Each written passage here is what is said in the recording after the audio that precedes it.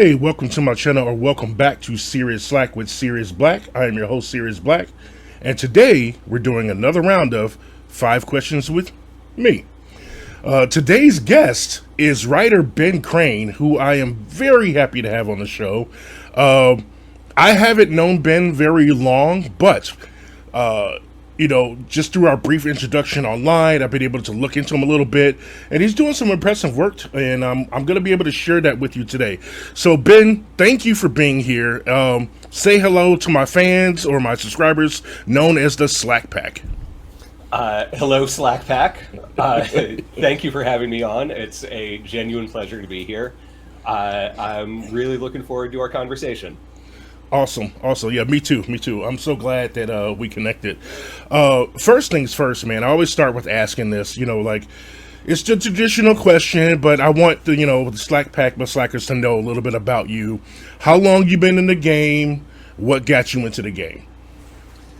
So I have been in comics since about 2018, so about 7 years.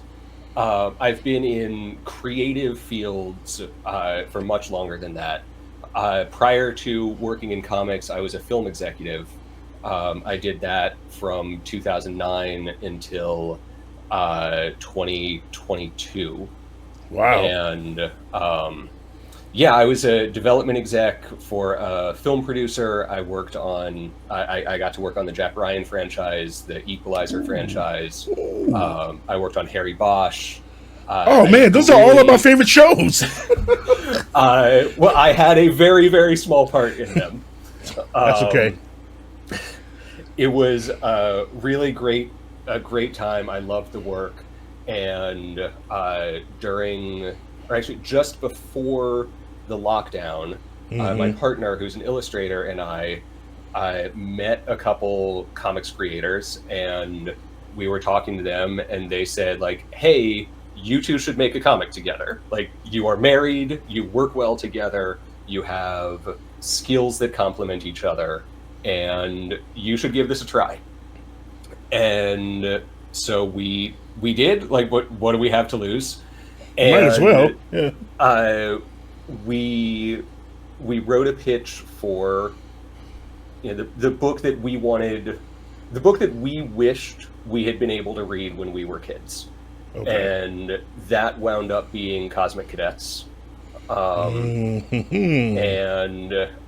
so we were working on that pitch in 2019. And then in 2020, sort of everything stopped. Yep. And my job in the film industry ended, and the whole film industry was dead. And I am very, very fortunate to have a partner who had and still has a day job. And we sort of did the math and figured out how long can I go without needing to go find another job in the film industry before things start getting really dicey for us. And we got our runway, and then Cosmic Cadets sold to Top Shelf, and I sold a novel, and I have been working full-time as a writer since then, and so far we haven't run out of runway, and fingers crossed that remains the case. That's what's up. That's what I'm talking about.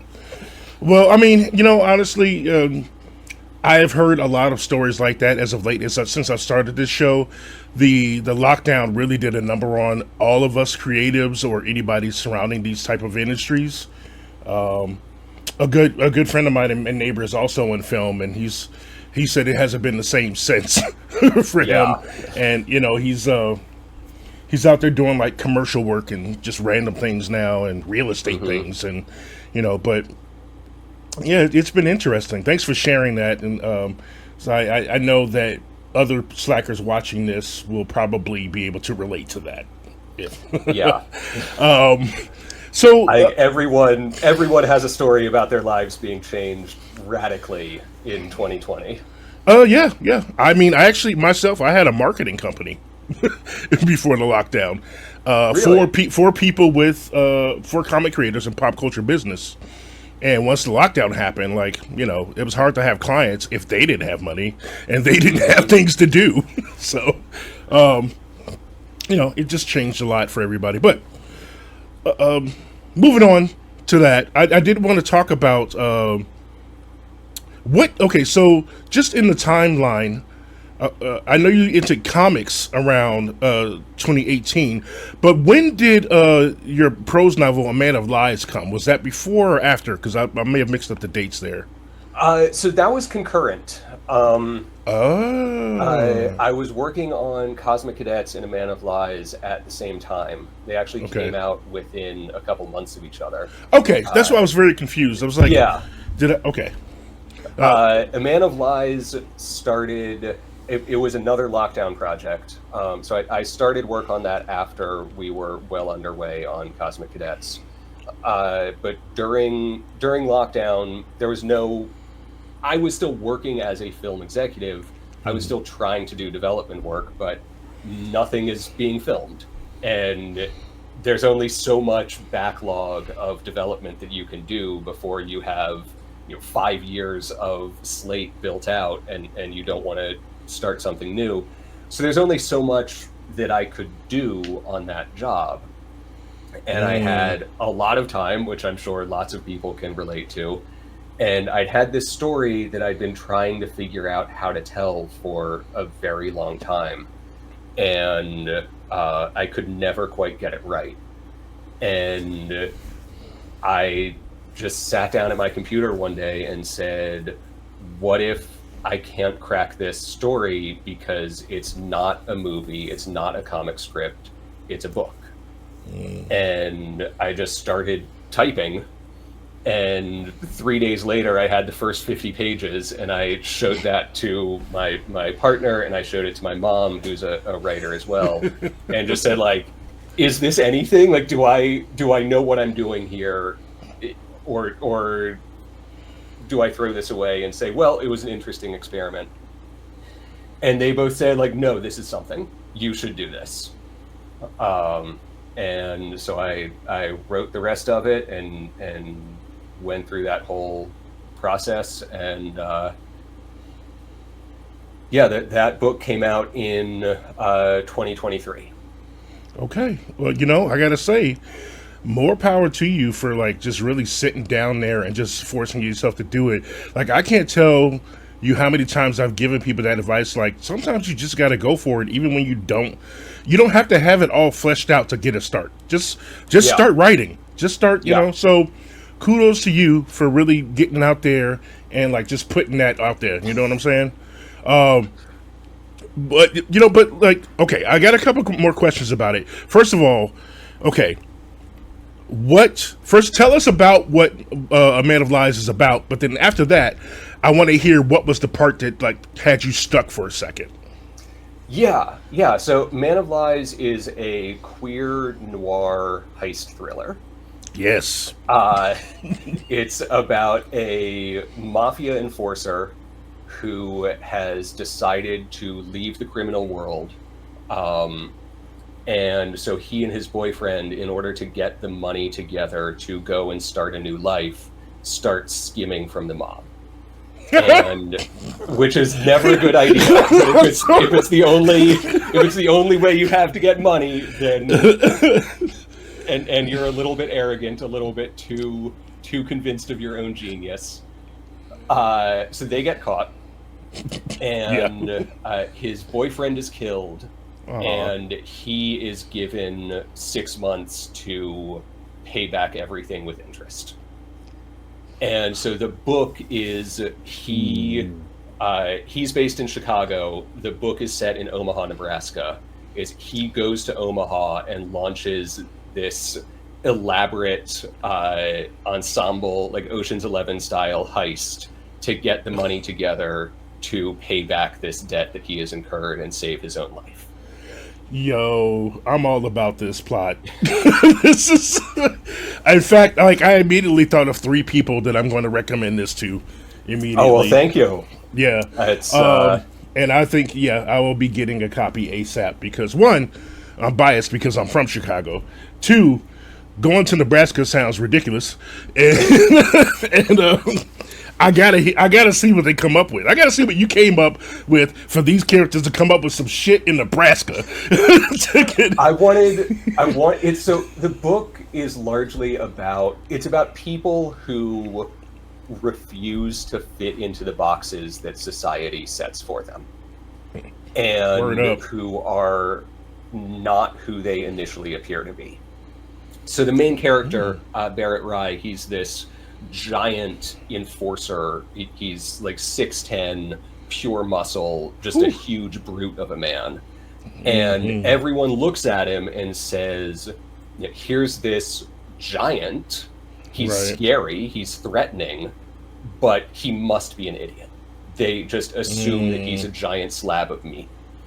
And he is secretly the smartest person in the room. And he is constantly manipulating everyone and just letting them think that he's an idiot. And so that's how he works. That's the core of his con. Is I like it. By the time you realize he's stolen from you, he's gone, and you think, well, it's no way that's the guy who did it. It wasn't that guy. That's so great. I wanted to set the book in the least likely city to have a high-stakes art heist occur in. That would still conceivably be a city where you could have a high-stakes art heist. And I settled on Omaha because, it's Omaha. It's the biggest little town in America. Yeah. It has such a clean, white bread, milquetoast reputation. And at the same time, there is so much money in Omaha. There's so much money that followed Warren Buffett there. And it has a surprisingly large art scene. They have a really fantastic art museum. There are a large number of art collectors. So no one, like, every time I pitch the book to people, they think like, oh, Omaha, ha ha ha. Why would you set a heist story in Omaha? That's absurd. And then you look at it and you're like, oh, wait, actually, that makes sense. Well, I just learned something new today. It's a good day then. Because I was one of those people who just was like, Omaha? What the hell is there in Omaha? But that makes sense, actually. Oh, no, the more I think about it, it makes way more sense. And it's making me go down a path of where money goes. Never mind. Let's get out of there. You would ask, though, what was it about that story that I couldn't crack that turned it into a book? It was that nature of this main character, because he is so quiet. He says so few words that trying to tell his story, trying to convey his thought process in either film or comics was just impossible without doing everything in voiceover. Yeah. Because he is so internal. But prose gives you direct access to a character's internal thoughts and a character's subjectivity in a way that other media don't. And so as soon as I started writing him as a prose character, it just clicked directly into place, and I could show how he thinks and how he controls people without him needing to speak. That's very good. I like that. That's a great piece of insight, but also I think that will be a great piece of advice for other people who run into the same blockage. A lot of people, I think, are apprehensive to go forth because of that, and they think they're stuck on having to make it a comic and or a film or something like that. But honestly, something like that could also be an illustrator's nightmare because you have to be super expressive if you're going to show this internal monologue. Wow. No, good choice. Good choice. I'm looking forward to reading this. Well, you gotta let me know what you think. Not only will I be picking it up, but Slackpack, I will be putting a link to where you can purchase the book online in the description of this video, so make sure to look out for that. Now that we've discussed a little bit of your work, I think it's time that I subject you to some ridiculousness. So, you have seen other clips of this before, I believe, and I think that it is time to bring up, bam, the old spinning wheel Let's do it. of ridiculous questions. Yeah, we'll reduce that here. Now, here's the thing, Ben. You are going to be my first guest with our brand new wheel of questions. Here's the thing, folks. I've always had 50 questions on this wheel, but I've changed the questions. And so Ben is going to be my test subject to see how these new questions line up and how they, so I don't know. I don't even remember everything I added to this. So let's just see. Let's spin the wheel once and see what we get. Happens. So, bam, wheel spin number 1. Let's go.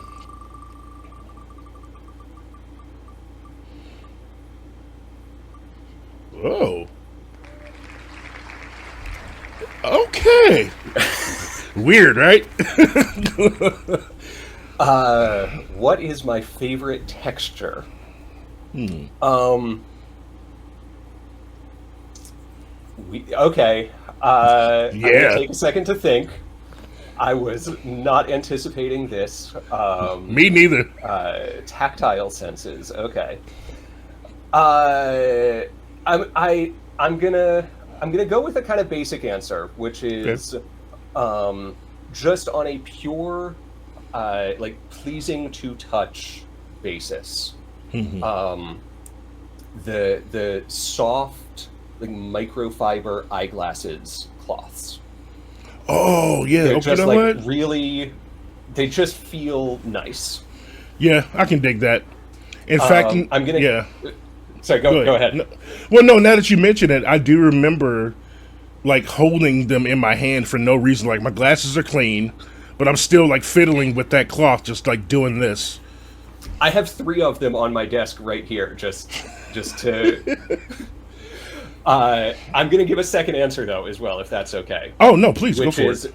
So for the pure tactile quality, I'm sticking with the eyeglasses cloth. But just favorite thing to touch would be my dog's fur, which comes with all the emotion of my dogs. Yeah. So that it's cheating a little bit because I'm bringing all of that in. But just sitting on the couch with one of them curled up beside me, just resting my arm on them, just playing with their fur, there is nothing better than that. I feel that. I understand. I don't have a dog anymore now. She passed, but I used to have a Shih Tzu. It's okay. It's been a couple years. She was a Shih Tzu poodle, and her texture was terrible. But but I loved her little stupid face, and and I still pet her stinky face. Now I also have 3 cats, and one of them is a Turkish Angora, and he's got this coat that is just sitting there all the time. But is there anything that you hate touching or hate the feel of? You can't say cactus. That's cheating. No. So my yard is constantly overrun with dandelion. Oh, me too. And when the stem of that plant breaks and that sticky milky sap comes out, that I hate that. That is the absolute Okay. I'm gonna go with dandelion sap. Damn. Yeah, that's a good answer. I'm not a fan of that at all. Ugh. Okay. All right. Okay, now let me move this down. I want to go back to talking about something, because we talked about the prose novel and we've cleared up which came first. But I would love to go back to Cosmic Cadets. Because first of all, this cover is beautiful. I can see why Top Shelf immediately picked this up. But so this was during around the same time. Were there any blockages with this, or did this just flow right out of you? This one, once we figured out what we wanted it to be, it was very, very easy. For me, at least. I had nothing to do with the art. I agree the cover is gorgeous, and I can say that because I had 0% of that is my own. Art is such a labor-intensive process. I am in absolute awe of the work that that my partner Andy and our colorist Priscilla did on this book. Okay. But it took us a minute to figure out what we wanted to do and what the broad shape of the book would be. But once we sort of zeroed in on what story we wanted to tell and what messages we wanted to send, then the rest of it came pretty easily. Okay. Can you give us a little bit of hint on some of the messages? I don't want to spoil it for people, Yeah. but seeing is what you've just described about your prose novel. I have a feeling there's going to be some deeper than expected things in here. I think so. So it is a very different story. It's a middle grade adventure comic. Right. It's a Star Trek inspired book. There is a ship on a mission to explore the galaxy, spread diplomacy, meet new aliens. It's doing the whole Star Trek thing. Right. And if you are a starship explorer and you're on a 5-year mission or a 10-year mission to go out and just explore the cosmos, you're going to want your family there. Like, you're not going to want to leave your family behind for 10 years. Yeah. And you're on this giant city-sized ship. There's room for people to have families there. And so this book is about the kids of the command crew of that ship as they have their own adventures alongside their parents. Oh my God, that sounds so nice.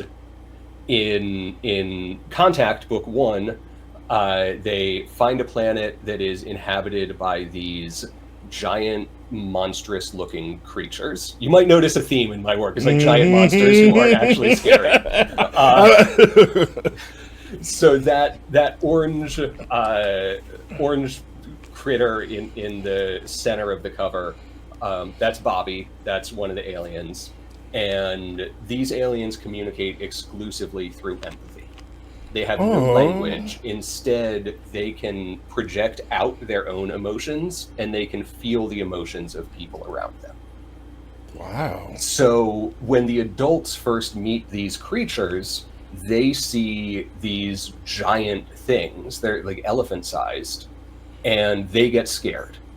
And the aliens feel that fear coming from the humans, and they get scared, and they project their fear out onto the humans, who then get more scared, which makes the aliens more scared, which makes the humans more scared. And very soon they're in this death spiral of mutual fear and on the path towards conflict. And it's then up to the kids to get a shuttle, get down to the surface of the planet, break this cycle, befriend the aliens, and then get back to their parents and convince them to back down before they start a war based on this misunderstanding. Oh, adult humans.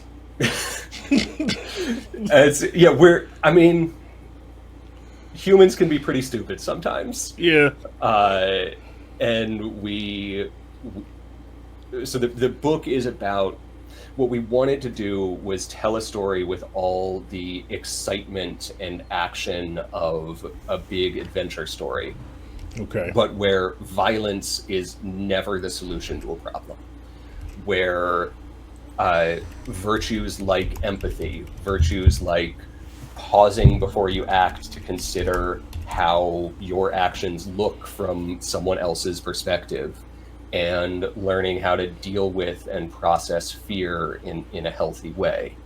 The things that are really central to our functioning as a society, but which we talk about so rarely that we don't have a single word for it. Like, I can say, this is a book about friendship. This is a book about bravery. This is a book about fighting for what you believe in. And we have very concise ways of saying all these things. Right. But there's no concise way to say, pause for a moment before you take an action to consider how that action is going to look to someone who doesn't have the full context of your understanding of the world. That's not like, I don't have a pithy 1 or 2 word way of conveying that. And I think that says something about our society and the things that we celebrate, that we don't have a concise way of saying this. And I wanted to write a book that celebrates these vital skills and virtues, but which aren't always celebrated, especially in kids media, where punching is simpler. You're not lying.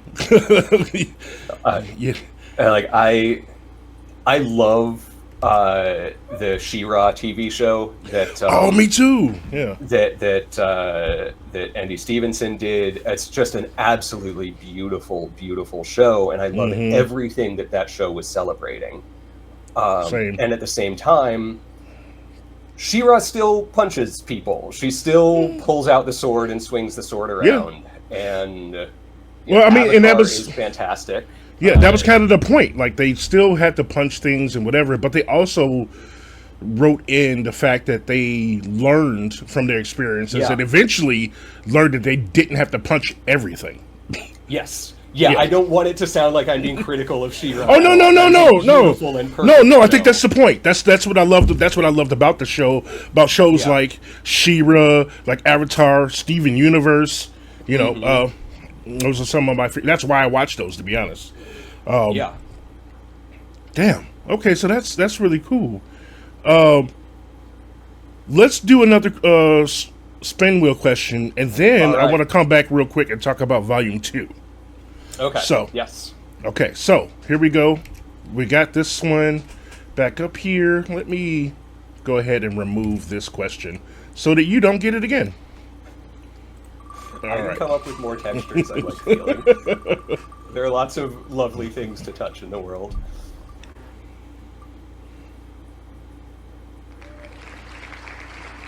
Oh, that's supposed to say book. That's supposed to say book, not boom. So, just book you recommend. This is so there are so many good books. Well, it doesn't have to be the best one, just one you like in general. Something you read lately, or... I was glancing over at my bookshelf here. I'm going to see the first thing. Okay, so let me grab this. I'm going to go with this. The Nameless City by Faith Erin Hicks. Ooh, okay. This is a really beautiful all-ages graphic novel. It's a 3-book series. It is set in a city called the Nameless City because it has been conquered so many times. And every time a new conquering army comes in, they give it a new name from their culture. But to the people who live there, it is the Nameless City because the name has been lost in these many conquerings.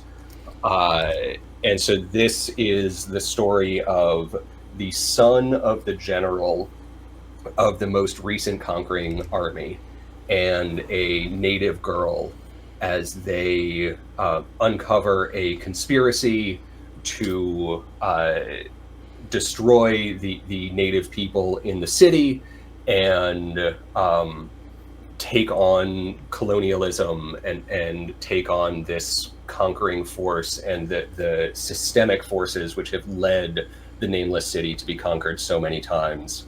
It's just a beautiful series that addresses really complicated and challenging issues with honesty and with clarity and in a way that never talks down to you. It never says, I'm going to teach you a thing now. It just says, let's watch these two kids as they live and struggle and learn.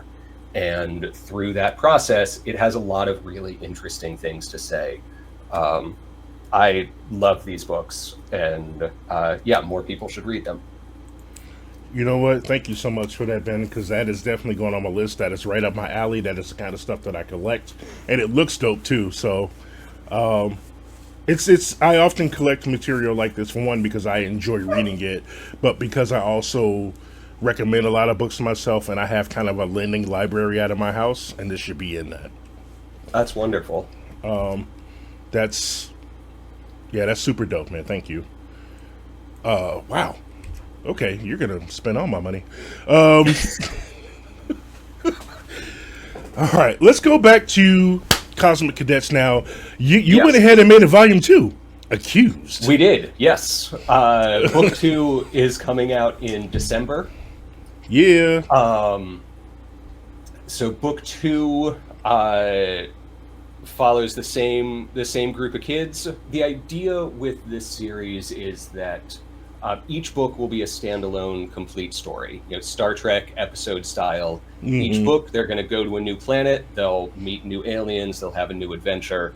At the end of the book, that'll be wrapped up, and they'll be ready to go on to the next one. So people can jump in wherever they want, read whatever book story speaks to them, and largely know what's going on. Okay, and they would still get a feel for the characters themselves, even if they started with the Accused. Okay. Yeah.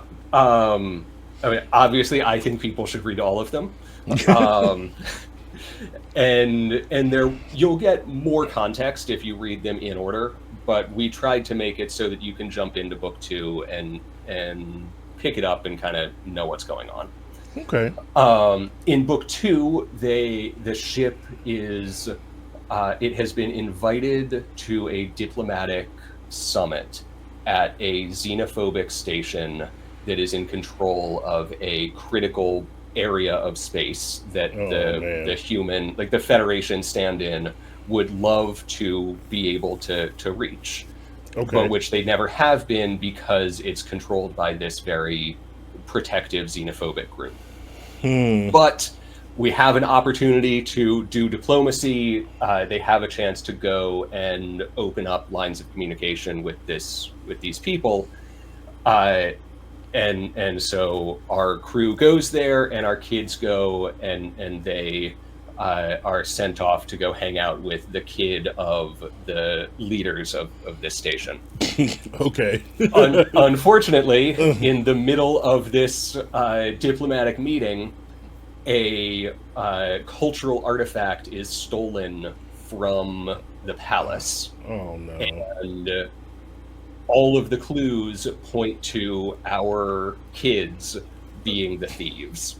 Oh, so man. The book then has them running around this station trying to avoid security while also investigating this theft to figure out who actually did this and trying to salvage this diplomatic mission before it is destroyed by this theft. Whew. Okay. All right. Another banger. All right. I like that. Okay. So let me, because I see you have the same team here, right? Yes. How many do y'all think y'all got in the bag for this? Like, because it sounds like you could just do this forever, but like, how many do you want? Yeah. How many do you have in mind already? The answer I usually give, and this is a genuine answer, is I'll keep writing these as long as Top Shelf keeps publishing them.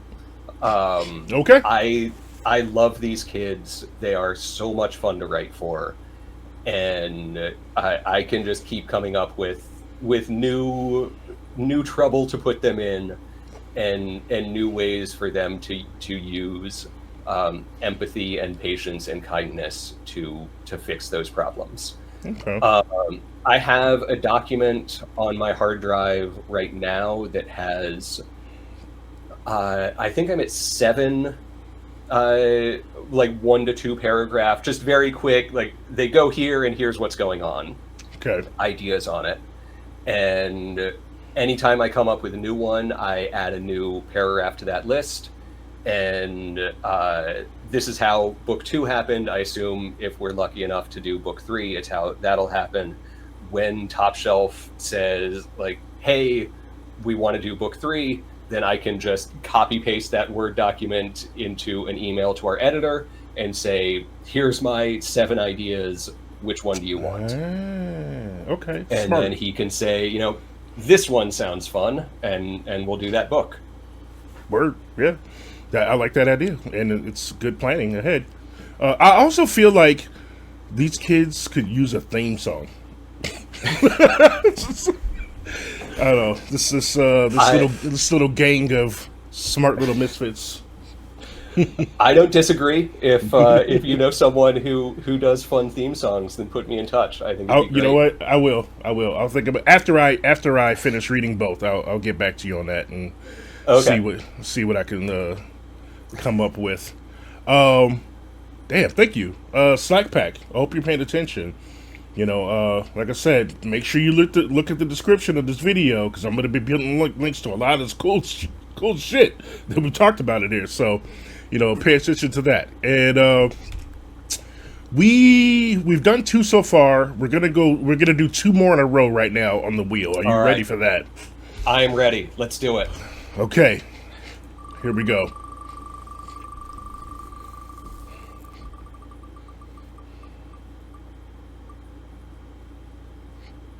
Oh.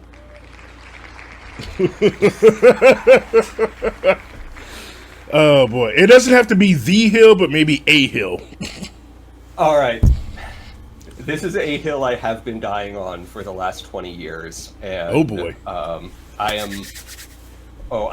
This is as petty as they come. I love petty. I love language. I love the history of language. I love the evolution of language. I learned Latin in high school so that I could read the classics in their original text. Okay. Wow. And so the phrase "begging the question," which everyone now uses to mean raises the question. Mm-hmm. That's not what begging the question is. Please do begging tell. the question is a rhetorical fallacy where if you're in an argument with someone trying to prove something, you assume that what you are trying to prove is true and then argue from that point. That is begging the question. And I know that I've lost this fight. I know that begging the question has meant raising the question for longer than I've been alive. But there is still just that little part of me that just winces a little bit every time I hear someone say begging the question to mean raise the question. And I know it's petty, I know that it's stupid, and I know that language is evolving and language should be descriptive, not prescriptive, that words mean what they mean, and we can't come in from the outside and say, no, this word actually means this. Words mean... The way that people use words is the way that those words are used. This is a dumb argument that I've already lost, but I will fight it forever. That is the hill I will die on. Begging the question does not mean raising the question. I can see this, man. I can see how I've been in that argument with other phrases or terms or words and even spelling, Oxford comma, all of that. You know, and some of them definitely have a lot more relevancy when it comes to like cultural distinctions or things like that, or how it was used and time frames, stuff like that.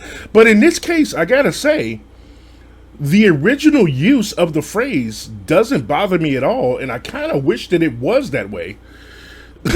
Because I have had a lot more instances where that is relevant to me in my lifetime than what people are using it for now. So this is my argument, right? Like, we have a perfectly good phrase for raising the question. Yeah. It's raising the question. Right. Begging the question it's not a faster or more efficient or more clear way of conveying this. It's the same amount of syllables and everything.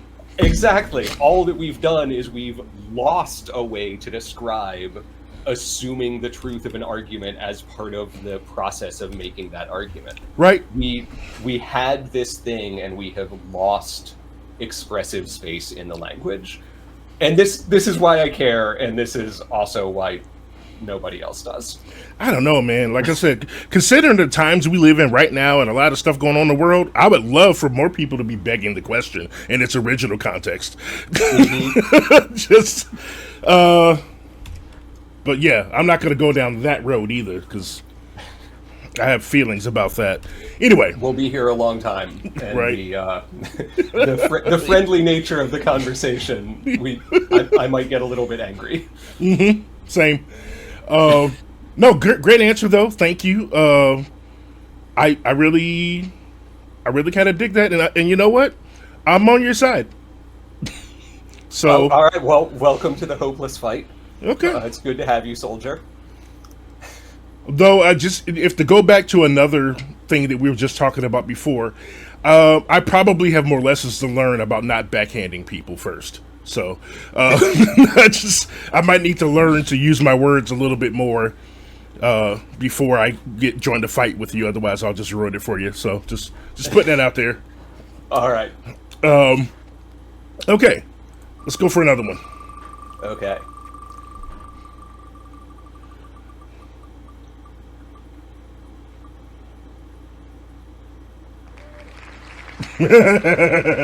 Okay, you're getting a lot of my good new questions. All right. The last weird conversation I had was a rant about begging the question and raising the question. All right, at least give me the setting then. Where were you when this happened? Well, right here. It was 3 minutes ago. 3 minutes. Okay. What was the last?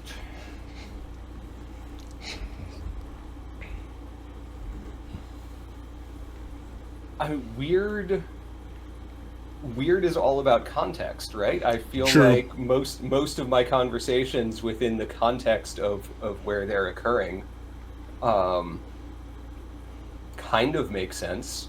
You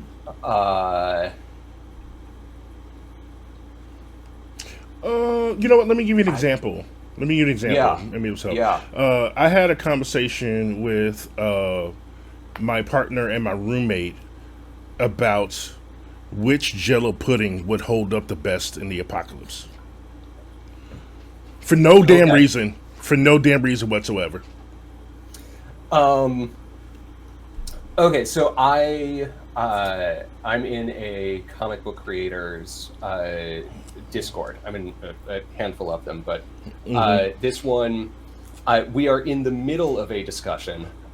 Someone brought up the fact that they are currently working on a book about a monster hunter. A friend of theirs is working on a book about a monster hunter. And then they just came across someone else who was working on a book about a monster hunter. So they were wondering, is there some larger thing in the cultural zeitgeist which is making everyone write books about monster hunters? And that led to a conversation about the sort of modern resurgence of Godzilla and kaiju stories, which we also seem to be in a Godzilla renaissance. Yes, we are. So then the weird conversation was, are kaiju monsters? And are we counting kaiju stories in the monster story or the monster hunter story bucket, or are they distinct and separate? Are kaiju too large, too cosmic, too unknowable to be monsters? Does a monster have to have a groundedness that kaiju, by virtue of their strangeness, that kaiju don't have? Okay, so is the idea that kaiju would fit more into less of the monster realm, but more into like the Lovecraftian Cthulhu realms? Yeah, more in that realm, and also just that kaiju stories might be trying to do something different from monster hunter stories. And obviously there are monster hunter stories about unknowable monsters. Something is killing the children comes immediately to mind. Is clearly, those are eldritch chthonic beings that cannot be known. But I'm kind of giving away my position, which is that kaiju are monsters, clearly, and I'm now trying to argue the other side, just to give them a fair shake, even though they're clearly wrong. You know what? I think that we have an opportunity here, Ben. I think Okay. that in the future, me, you, and my friend and former guest, Gretchen Brooks, should come back on the show and have this discussion. Okay. Because Gretchen is a horror kaiju expert, also a film critic. And I Okay. think that she would have some great weigh-ins on this conversation. Yeah. Yeah, I would be fascinated to hear her take. yeah, yeah. All right, so I'll keep that up here and then see if we can put All that right. together. Hell yeah, that's dope. Okay, good conversation though, and it's obviously, you know what, I would have that conversation all day. Like, yeah, that's the kind of shit that I get into all the time. So I wanted to get into one other thing, real quick. You know, I follow you on social media, and I saw this. What did Are you oh, working? okay. Are you working on an anthology, sir? I am, yes. So Systemic is a science fiction comics anthology that I am editing, Okay. and we will be crowdfunding, launching on September 2nd and running for 3.5 weeks in September. Ooh. Oh wait, I think I have that right here. Let me pull this down, pull this up, and that's what we're talking about, folks, right there. That is it, yes. So I'm really, really proud of this book. I am incredibly excited to get to share it with people. We're working with some really just incredible talent, including Stephanie Williams, who I know has been on the show before. We have a story from Richard Fairgray. We have a story from Norm Harper. We've got Okay. just an incredible list of names on there. And the concept for the book, we went relatively broad with the brief, and we just went to a bunch of creative people who we love and said, here's this very broad brief, give us anything that meets it, like whatever this Oh, okay. inspires to you,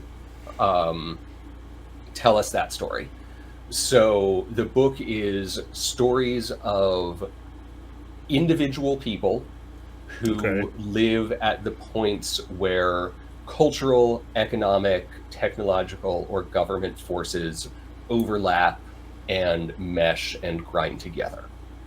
So it's stories of people trapped between systemic forces. And Wow. yeah, I'm just blown away by the responses we got. We have some really, really cool stuff ranging from like geopolitical thriller. We have a AI controlled dystopian story. There's a like philosophical, quiet examination of what it means to be safe and what we're willing to give up for safety. And then there's like a body horror, weird, Kafka-esque bug transformation story. Oh no! It's all over the place, but everything, it's just so cool, so much fun. I'm really, really excited for people to get to see this book. All right, yeah, I'm down.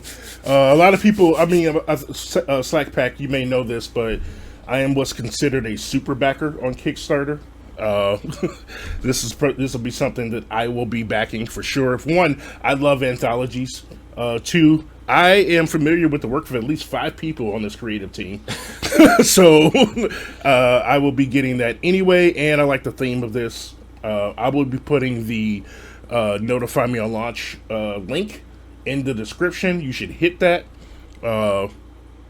If you're not familiar with anthologies, like in general, you should definitely make this your first one. Give it a shot.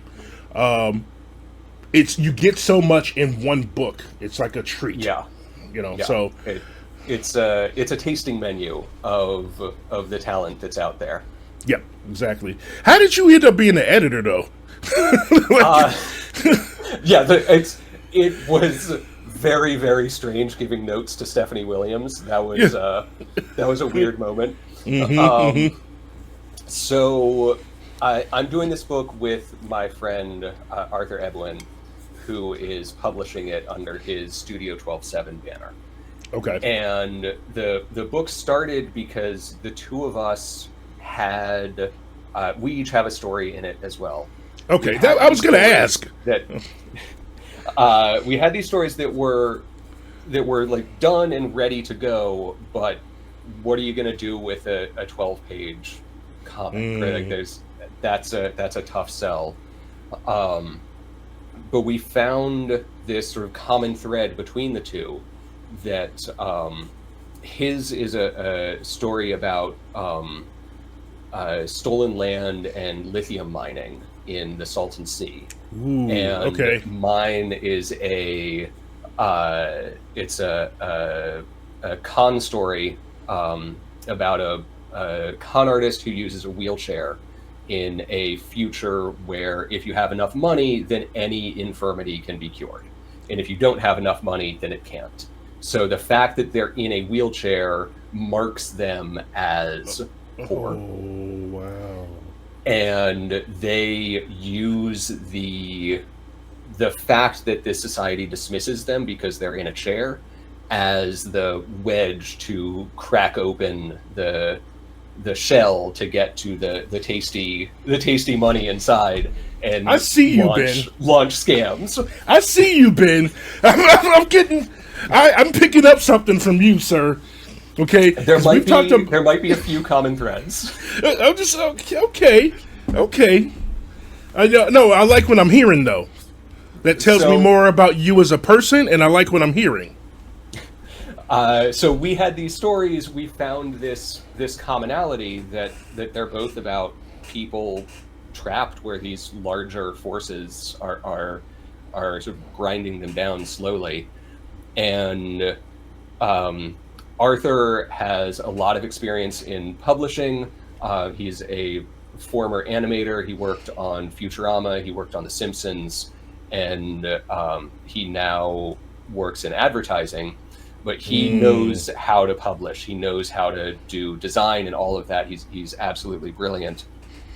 And with my background in film, I spent 12 years working with writers to figure out what is the best way to tell the story that you're trying to tell. That's what a development executive does. And so we said, we have this idea, we have these skills, and we know some really cool people. Mm-hmm. Let's put a book together. And Systemic was the result of that. I like it. See, this is what I'm talking about, y'all. This is why I pay attention to what's on Kickstarter and who's out there making stuff that is not the big two. Because this is where, honestly, this is why I still love comics. This is where you get some of the best material, the best feelings, the best insights, education. Like, there's a lot to be said here, and I'm really glad that I got to hear about this today. Yeah, I'll definitely be back in this. This is super dope. Well, thank you. And just so you Slack Pack know what I'm talking about, if you follow me on Instagram, you'll see that I'm not bullshitting. I post everything that I get from Kickstarter on my Instagram. And you'll see this up there eventually. So, thank you for sharing that with us. Ben, we are now down to one final question. How you feeling? Okay. I'm feeling good.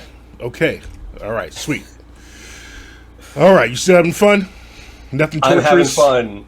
I'm ready for the really weird question to come. Okay. Give me the strangest one. I We'll guess see. The wheel will choose. We'll see. We'll see how the wheel feels about you.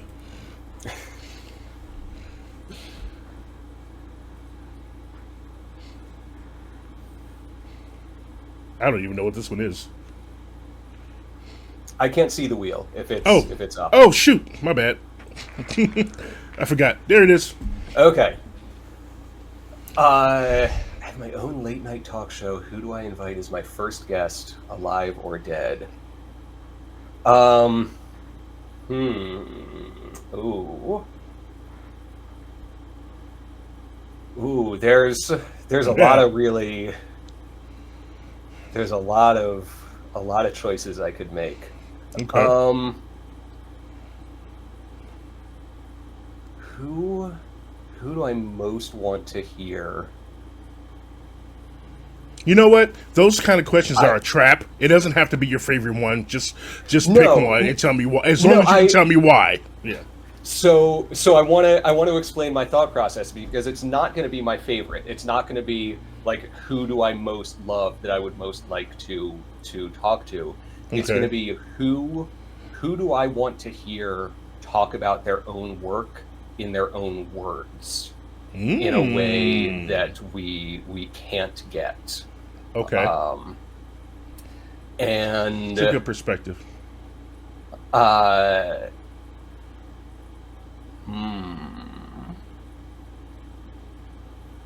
Okay, I'm gonna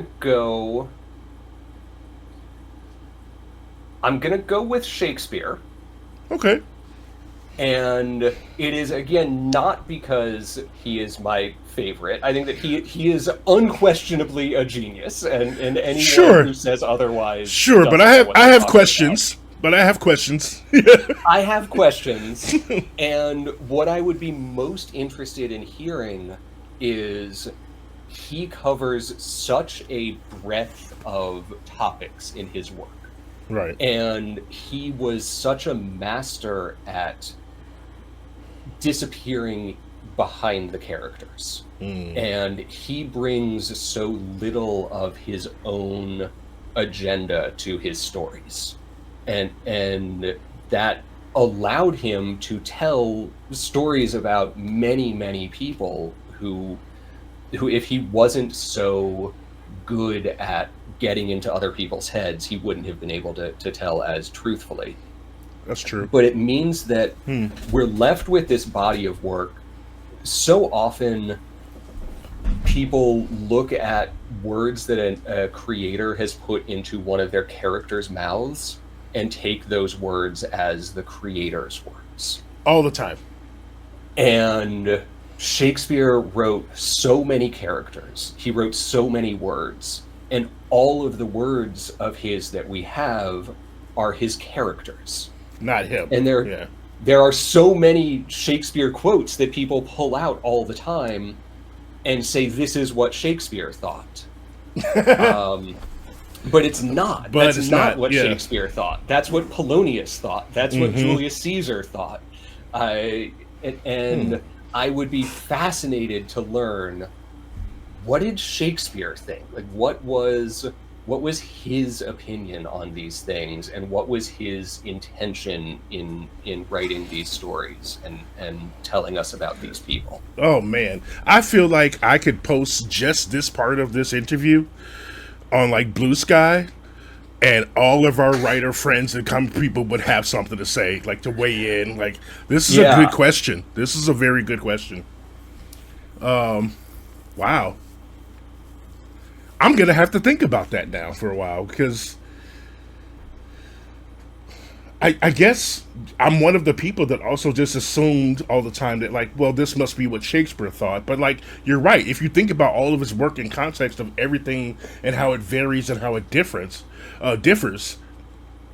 none of that is what he thought. It's like, because none of those are actually his life or experience in some cases. At all. So, but to be able to think on a level of the character you're creating or that you're writing for, and then try to embody what they would like, that takes a lot of, I don't even know. It takes a lot of empathy. It takes a lot of lack of ego. Yeah. And people pull out, there are more things in heaven and earth than are dreamt of in your philosophy, as this religious, anti-scientific line to say, look, the world is unknowable. There are things that science can't describe. But is that what Shakespeare believed? Did Shakespeare believe that we need religion to understand our place in the world? Or is that just what that character believed in that moment? Is that what Shakespeare needed to convey then to make the story work? I would love to hear. I'd love to hear what his thoughts on his own work were. Okay. Sorry, Ben, hold that thought for a second. Be right back. All right. Okay, move out of the way.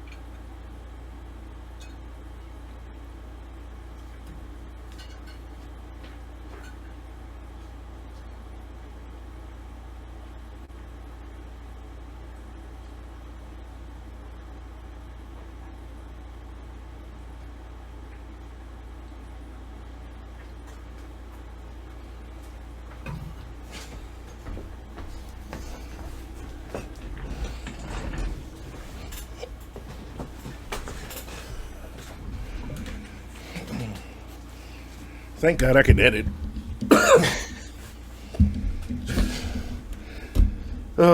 Somebody was knocking on the door downstairs, and my cat was going nuts. Oh, boy. Okay. Now, I can recover. Where were we? Actually, I think we had just finished that, so... I think we just wrapped up, talking about Shakespeare. Okay, so then I can just start from here and go... Well, thank you for answering that question. That gave me a lot to think about there, you know, especially when it comes to not just Shakespeare, but other authors. Because now I'll be thinking about if that's what they're doing and if they're able to, like, embody that, like you said, empathy, and if it's really what they think. Because I'm a very novice writer myself, and already I'm thinking like, oh yeah, I totally would just be writing everything that I think about shit instead of like I need to think about what a character would think and what they would do if I'm writing that kind of character. Like I also play D&D, and so like a lot of times when I'm making a character, I try my best to have them be like not me. Yeah, but you're gonna slip through a little bit. Yeah, right. Like you know, my bard character, you know, should be saying like, "Get the fuck out of here." You know, like that's not how he talks. That's how I talk. So, but anyway, this was a lot of fun, and I'm really glad that I got to do this with you finally. Like, you had some great insight on things to share. I'm very interested in your process and what you're putting out. I firmly believe that you are going to be putting out some bangers, and I'm looking forward to it. Well, thank you. Yeah. Slack Pack, I hope you enjoyed this interview as well with Ben. I'm going to put in the description the places that you can follow him and see more of the work, the Kickstarter link, where you can buy the books that are out now. Is there anything else that you would like them to be aware of about your work specifically? I don't think so. No, the Kickstarter is what I'm really focusing on right now, because we are 2 weeks out from launching that, and then at the end of the year is when Cosmic Cadets Book 2 comes out. Yeah, those are what my attention is on these days. Okay. I do have one or two final questions for you before I let you escape from here. I know we talked about everything that you've done here for, like, you know, professionally and how interesting it is, but like, what do you do when you're not doing all of this? So D&D. Hey, all right. Yeah. I actually met my partner playing D&D. Oh, that's what's up. I like that. Okay. Yeah. So I do a lot of. I have a weekly. We're playing Pathfinder right now, but Okay. we play all sorts of different systems. I have a weekly D&D group, which we've been meeting every week since 2017, 2018. It's been a very long Ooh. running game. Okay. Like this. And Like wait, it's the same game since then? no. Oh. Oh. A very long running group. Oh. Okay. No, it's not a 7-year campaign. Oh God. No, we usually do about year-long campaigns, and we trade off DMing. We switch up systems every time. So currently, I'm DMing in a Pathfinder Second Edition game, but we've done D&D. We did Blades in the Dark. We did Savage Worlds. Ooh, nice. We did Burning Wheel. Okay. It's been really great to have that group, and just incredible to be meeting consistently. I know how extraordinarily lucky I am to have a group of people who are willing to commit to that. And then board games are my other like big hobby. Okay. I love board games. I love just sitting around a table with friends and doing a thing together in tactile physical space, and just engaging with people in person. And my partner and I try to almost every night after dinner we'll go and play a game together, and just sort of unwind at the end of the day, and have this regular thing which we can go and spend time being with each other. See, you're better than I am because, like, we have a lot of board games in my house too. But my partner, they have all these board games that are so intense, and like after dinner, I'm like, no, I can't do this right now. Like, why is the map so big? Why is the those are the ones I love. The more convoluted and arcane the rules are, the better time I'm gonna have. I'm like, that's for a Saturday, not a Tuesday. There are definitely those like, no, this is a Sunday afternoon. It's only for when we can start at 10 a.m. and just kind of quietly work our way through it and just have a whole day to do these. There are definitely some of those. But we've gotten a good collection of games that take 30 to 90 minutes that we know well, and we can pull out and put on the table and just get going, and it's nice. I would play like a game like Talisman or something after dinner, because that's kind of fast, Or I've been looking for a copy of I think it was called Knights Over Camelot, but I think it's out of print. Yeah. It was Days of Wonder. Yeah. I really enjoyed playing that, and I would like to get another one. Yeah, that idea was done as a Battlestar Galactica game as well. That was really fantastic, where at the start of the game, everyone gets a card that in Camelot, you get a card which says like you're a loyal knight of King Arthur, or you're working for Mordred and trying to collapse Camelot. The Battlestar Galactica one, you get a card at the beginning which says either you're a human or you're a Cylon. I figured, I was like, that makes sense, yeah. But I think the publisher lost the Battlestar Galactica license, so that one's out of print as well. Dang. Okay. Well, I like to look for like cooperative games like that too, though. Either that or like what was that? Betrayal I like, or stuff like that.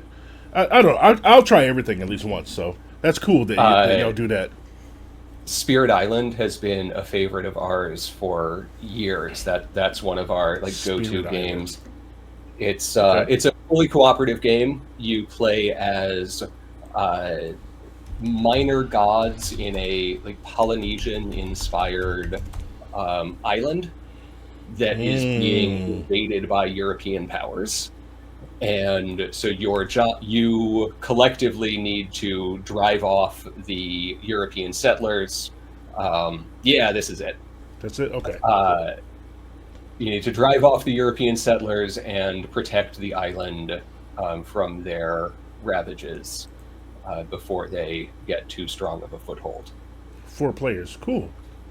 It's a little bit crunchy. Like it's definitely not a game which I would put in front of someone who is brand new to board games. If your only experience is Monopoly, then this is too much. But if you've played modern board games, then it's a really fantastic game. And there's a smaller, like, standalone intro box that's a really good onboarding point called I don't know. It's something. It's still Spirit Island, but yeah. If that sounds cool, people should check it out. Great Look game. it up. Nice. Okay, so that's what you're doing when, like, to relax and chill and spend time with your loved ones. Is this conducive to how you're dealing with the world, or like mental health? Keeping you grounded. Yeah, it's a big part of it. Okay. I find routine very, very valuable in maintaining emotional stability. So I have sort of markers throughout the day so I get up every morning, usually at about 7 a.m. I make a cup of coffee, and then I go into our living room, and one of my dogs stays in the bedroom with my partner, and the other comes out with me, and she curls up on the couch next to me, and I'll just play video games until my partner wakes up. And that's just a really, like, great, quiet way to start the day. Just hanging out with my dog, playing games, being quiet. Okay. And then we take our dogs for a walk, give them breakfast. My day starts properly. And if I am writing, then I usually write in the morning, from about 10 a.m. to 2 p.m. And at that point, writing is exhausting. It is the most emotionally draining thing that I know of. I love it. It's genuinely a true joy for me, but it takes a lot. And I am, by 2 p.m. I'm about done. And then the afternoon is for the more business side of the work. Okay. Yeah. And then I cook dinner every night for me and my partner. Nice. It's better for our health. It's better for our wallets. It's also, I find cooking very meditative and very centering. And that's the marker to me that the day is ending, and I can leave work in the office and go out and just cook and spend 30, 45 minutes just focusing on that and creating physical sustenance to exist in the world. And then we play a game in the evening, and that's our, we have pack time, we call it. It's really important to us and the dogs. Where we, people say you shouldn't eat dinner in front of the TV, but we do, and we get a lot out of it because the dogs can be there. The dogs can't sit at the dinner table with us, but we're their whole worlds, and they deserve time and attention, and that is their time. Dinner time is the dog's time. Yeah. No, I get that too. Yeah. That makes sense to me. Exercise is the other thing that I found to be really helpful just in keeping myself centered. I was very unhealthy as a kid and young adult. I had a very bad relationship with food. I had a very bad relationship with myself, and those two were not unrelated. And I got no exercise. I was always the nerdy kid. I grew up in the South, and in the South, they hold boys back a year so that they can be bigger for high school sports. And I was not only not held back a year, but I was bumped forward a year. So I was 2 years younger than all of my male peers in middle and high school.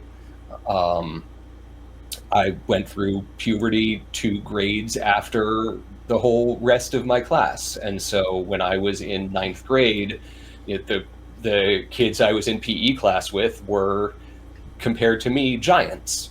And I got bullied a lot. I got thrown in lockers. I got shoved into walls, and it was not a good situation. And so my relationship with physical activity was incredibly complicated and challenging. And I dealt with a lot of depression, a lot of I had terrible insomnia. I had no self-esteem, no confidence, and I really, really struggled to be in the world. And in my mid-20s, I started doing cardio, like solo cardio exercise and weightlifting. Okay. I'm still not a sports player. I don't like team sports. But I ran in my 20s. I row now. I have a rowing machine, and I do weightlifting. And that for me has been completely transformative. My insomnia is almost completely controlled. The depression has, everyone has days where they struggle, but yeah. I feel just better in the world. And exercise isn't going to be the golden bullet for everyone. I hate people who say like, oh, if you just get up and move around, then your depression will go away. Like, no, it's not. For a lot of people, that's not true. I was incredibly lucky that for me it was, but the fact that it worked for me does not mean that it's going to work for everyone. But for me, it did work, and that's good. I find 30 to 60 minutes every day to do something active, whether it's be on the rowing machine or lift weights or go do yard work or whatever it is. I have to get up and move around and physically engage with my body and be a physical presence in the world rather than just a mind floating through space and on the journey that this body is going on, but separate from it. Maintaining that connection to myself has been very very good for me and my mental health. Wow, that's a hell of a journey you went on, Ben. Like from where you started to where you are now, like doing all those steps, which took years, it sounds like, to ultimately come to a place now where you accept your inevitable dopeness, is pretty stellar. And I hope y'all are paying attention, because the reason I have this segment on this show is so that you understand that people go through a lot of different things, and we're not alone. It's not going to be, his journey is not like my journey, but everybody's on one in some capacity. And some things work for some people, some don't. I have a lot of similarities to what Ben just mentioned, but I still have some other things that I'm trying, and like sometimes it doesn't always work. And I have to try something else or keep going, but I appreciate you sharing that, because that was something I was curious about, because I saw how productive you are, and I was just wondering, how do you stay that productive? Because there must have been some sort of balance or something you do, because some people some people just bury themselves in their work, and that's something I'm always curious about, like if that's something you were doing, or do you have an alternative to make you want to keep working? I would die so quickly if I was just nose to the grindstone every day. I I find working on a variety of different things to be incredibly valuable. Mm-hmm. Um, I write middle grade adventure stories, and also I write crime thrillers. Right. Um, and having both of them has been great. If I get too stuck down in the darkness of that gritty crime world where everything is awful and people are terrible to each other, then I can come out and go to this middle grade adventure place where things are bright and people act with good intentions, and there's still conflict, there's still struggles, but it's a little bit more optimistic. And then when that gets too saccharine and too cloying, then I can go back to the crime space, and those two also, I think, keep each other balanced. And one of the things I try and do with all of my darker work is to infuse it with hope. That even though these are stories about deeply flawed people, and they are making mistakes and they're doing the wrong thing, often for the wrong reasons, I try to tell stories that you come away from thinking, yeah, I have a little bit more motivation to engage with the world than I did before I read that story. And I think that the darkness of the crime stories brings some honesty to my kids' writing as well. One of the things which I find kids writers do, one of the worst sins a kids writer can commit is to not treat their audience like people. Yep. Children are people. They are Yes, they are. They're fully fledged humans with thoughts and feelings and emotions. And if you treat them like they're not, then they'll know and they will not respond to the work. Yeah, they will. And I think that, for me, again, this has worked for me. It's not going to work for everyone, but it's a process, and I'm not at the end, right? We're always finding new ways to be, and new challenges that we need to fix. But for me, having these two very different genres that I work in, I think has made me a better writer and has also helped me maintain some sanity and some quiet in my life as I go through it. Yeah. And relative to this is I've kind of used this show as a cheat code for myself, because when I have a new guest on, I get to talk to somebody like you who has a different perspective or may share some insight, and then it's something that I can decide to embody or replicate for myself, just try it out to see if I get the same beneficial results. Because like you said, we're always evolving, and I always hope to be learning. And just taking in new information from different perspectives from around the world. And so that's, Yeah. and this right here, this is my mental health practice, getting to talk to people while I'm not doing like my eventual new day job, which is probably coming in about a week or two. And then when I'm not doing this, I play games and I make custom action figures, and Awesome. so I do a lot of different things. But something you mentioned I want to touch on as well. My media intake, I kind of divvy it up similar to what you were talking about with the dark and then something more lighthearted. I have developed a system where I specifically will save either an episode or entire series of something for when I know I may need it. Like eventually I know that something's going to happen in my life where I may have a down period or not feel so great. And you know what? This is the time to watch that new colorful ass cartoon that's full of like hope. Yeah. Or like if I'm watching way too much, like Murderbot or something, and it's, reminding me of the real world and it's running escapism or something like that, I will save it for when, I don't know, when I can take that. I do it based on moods and where I need to be regulated at that time. Yeah. Yeah. That's a really smart and insightful way of navigating media. Yeah. Yeah.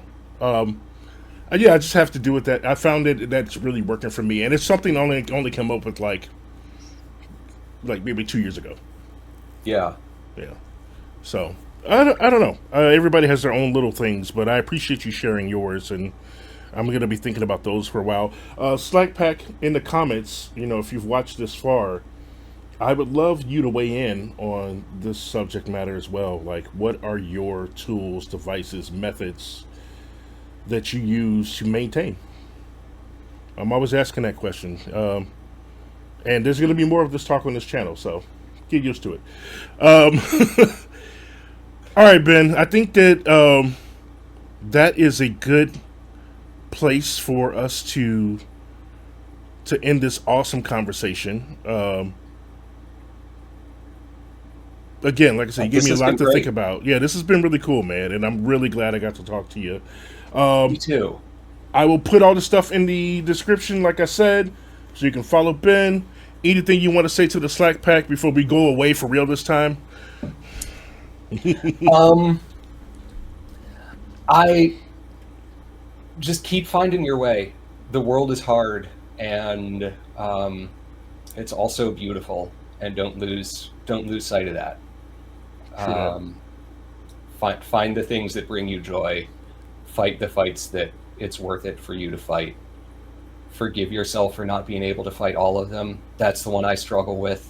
There's so much that needs to be fixed, and if you spend every moment of every day just beating yourself up because you're not out there fixing something right now, you'll fix nothing. Be kind to yourself. Agreed. Thank you so much for saying that, Ben. I hope y'all are listening. And with that note, we're going to get out of here. Thank you so much, Slack Pack. Please like the video, comment anything you want to say below. Even leave a comment for Ben. I'll make sure that he gets to see it. And Yeah. I will see y'all on the next video.